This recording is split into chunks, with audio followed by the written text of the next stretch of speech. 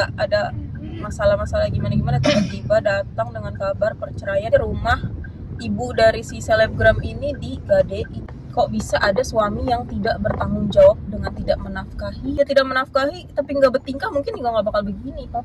Ini investasi. Lagi rame banget tuh, Bang. Iya. Bisa dibilang dia selebgram ya. Oh Dan iya. lagi di puncak karir juga gitu. Tiba-tiba boom, kasus perceraian. Itu aja udah bikin kita shock gitu kan. Ya memang selama ini tuh adem-adem aja sih, Pak, kayak nggak ada masalah yang sering muncul juga, nggak ada gitu. Hubungan mereka biasa aja gitu, yang dibilang harmonis juga ya biasa aja gitu. Memang nggak ada masalah-masalah gimana-gimana. Tiba-tiba datang dengan kabar perceraian, itu udah bikin netizen tuh gempar gitu. Ditambah lagi sekarang dia masukin gugatan baru, yaitu penggelapan uang. Dan ada narasi lagi, rumah ibu dari si selebgram ini digadein. Waduh, rumah keluarga cuy. Kan? Buset, selevel apa itu? Yang mau kita bahas di sini adalah kok bisa ada suami yang tidak bertanggung jawab dengan tidak menafkahi, dan dia melakukan tindak kriminal juga sekalian gitu. Penggelapannya. Iya, kok bisa gitu. Maksudku, kalau dia tidak menafkahi tapi nggak bertingkah, mungkin juga nggak bakal begini, Pak. Iya. Masih bisa ditoleransi nggak sih? Iya sih. Iya, toh selama ini baik-baik saja gitu kan. Dan apa maksudku, yang bisa menyebabkan seseorang itu hilang kendali gitu? Apa uang itu mengerikan itu ya? Mungkin kalau kita lihat dari kita sebut aja artisnya ya, Iya. Tasya Farasya ini kan, beliau ini emang influencer ya, banyak endorsean sana sini dan juga punya produk ya. Iya, pasti punya Produk bisnis kecantikan, bisnis kecantikan. Kita udah tahu ya pasti perihal karirnya itu tinggi. Sedangkan suami ini, ada nggak dia kalau suaminya ini latar belakangnya pengusaha apa gitu, Mam? Aku kurang tahu sih. Nggak ngikutin juga Katanya gitu. sih Iya. suaminya kerja sama dia. Oh, Maksudnya kerja di perusahaan dia. Iya. Perusahaan istrinya ya. Oh, begitu. Cuma aku kurang paham sebagai apa, bagian apa, ngurus apa, aku juga kurang paham gitu. Cuma narasinya begitu. Gitu. Iya, jadi kalau menurut aku sih ini mungkin si suami ini ada kesenjangan ekonomi loh, Mam. Kesenjangan dalam karir gitu. Jadi kayak pengennya dia tuh berguna gitu. Tapi caranya dia itu ternyata salah. Maksudnya mungkin ya. berguna Maksudnya gue juga bisa nyari duit loh, gitu loh. Oh, Gitu maksudnya dia tuh kayak mau apa sih? menunjukkan gitu ya, bahwa dirinya mampu gitu. Kayak gitu. Kalau mau kayak gitu jangan kerja sama bininya lah. Nah, makanya Cari usaha sendiri, tapi jangan pakai modal bini gitu. Intinya sih ini semua didorong karena kesenjangan ekonomi dia sih, kesenjangan karir gitu sama istrinya gitu. Merasa kalah, Tidak berdaya ya. tidak berdaya, betul. Jadi akhirnya timbul ya perilaku ini. Mungkin tadinya kalau aku sih nangkepnya gini loh, Mam. Kalau emang ada penggelapan pasti begini, narasinya gini. Yang aku pinjam, kalau aku ya pribadi nih, sudut pandang aku nih.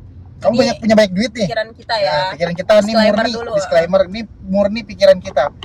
Kalau misalnya Amam yang punya, kalau aku dengan kamu punya kesenjangan ekonomi, pasti kan kamu punya banyak duit gitu. Terus aku bilang, Mam, aku mau invest di kripto nih.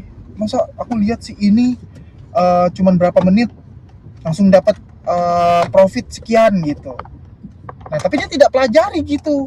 Buat dapat profit itu bagaimana gitu. Gabah ya. Gabah bener. Yang ada jadinya buntung gitu loh, Mam. Dari uang yang hasil pinjam istrinya tadi.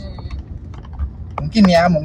Jadi dianggap penggelapannya itu iya, ya, Pak. Mungkin kalau aku gitu. Jadi ada banyak ya tindakan pencucian uang, penggelapan ya. Iya, tapi tadi Penggelapan masalahnya uang. sampai rumah mertuanya. Nah, ini sampai rumah mertua digade ya, dijual, digade.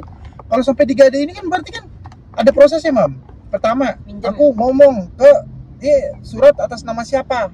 Atas nama orang tua. Oke, aku ngomong sama orang tua. Pa, Ma, ada gini gitu. Berarti kan prosesnya panjang, Mam. Iya sih. Kedua, kenapa diizinin gitu loh, Mam? Ya iya, dari awal ya. Kalau aku sih yakin ini gini. Ini investasi bodong. Lagi-lagi investasi. Iya, udah pasti. Namanya orang tua, namanya dikasih Buat makan anak. apa iya buat anak. Pertama buat anak udah pastilah. kedua diiming-imingin keuntungan. Nah pasti dah itu investasi bodong lah. Iya sih. Aku yakin ya, nggak tahu dengan kalau sudut pandang aku murni ya mam di situ.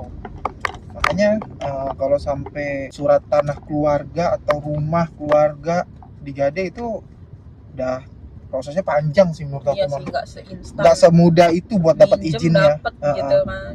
Pertama ini pasti ya yang kita ketahui juga kan si Tasya ini kan sampai kena insomnia ya. Iya, benar-benar nggak bisa tidur. Sempet sih kita waktu itu ngegibahin kayak bisa banyak kok duit, bisa iya iya. kok bisa sih, lu kan banyak duit, lu banyak job gitu, Tidur aja nggak bisa. tidur nggak bisa ternyata.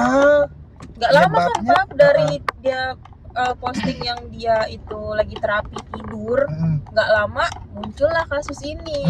Dia gugat cerai suaminya gitu.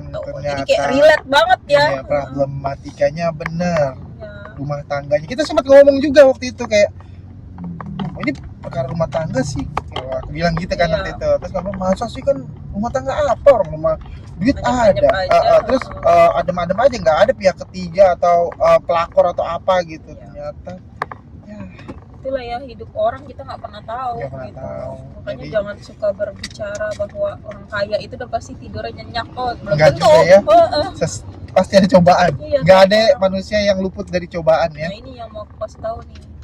Setiap manusia itu punya ujian masing-masing, di mana ujian tersebut dikasih sama Allah karena Allah merasa dia mampu. Dan cuma dia yang mampu. Ini aku ingat jadi ayat Al-Quran ya, surah Al-Baqarah ayat terakhir. Buat kalian yang sedang mengalami atau berada di masa sulit dalam cobaan hidup gitu ya, coba kalian cari penolong kalian yang satu dan cuma satu-satunya, itu Allah. Udah itu aja, jangan cari yang lain gitu, nggak ada yang bener. Udah pokoknya fokus aja ibadah, udah gitu aja, karena kalian pasti bisa melewati itu. Semua badai itu pasti berlalu ya Pap ya, tinggal kita menjalaninya aja nih, bisa atau enggak, kuat atau enggak. Betul sih, Nah, betul. kalau mau kuat gimana? Perkuat iman. Udah gitu aja. Aku yakin di sini banyak juga yang mengalami cobaan-cobaan. Thank you.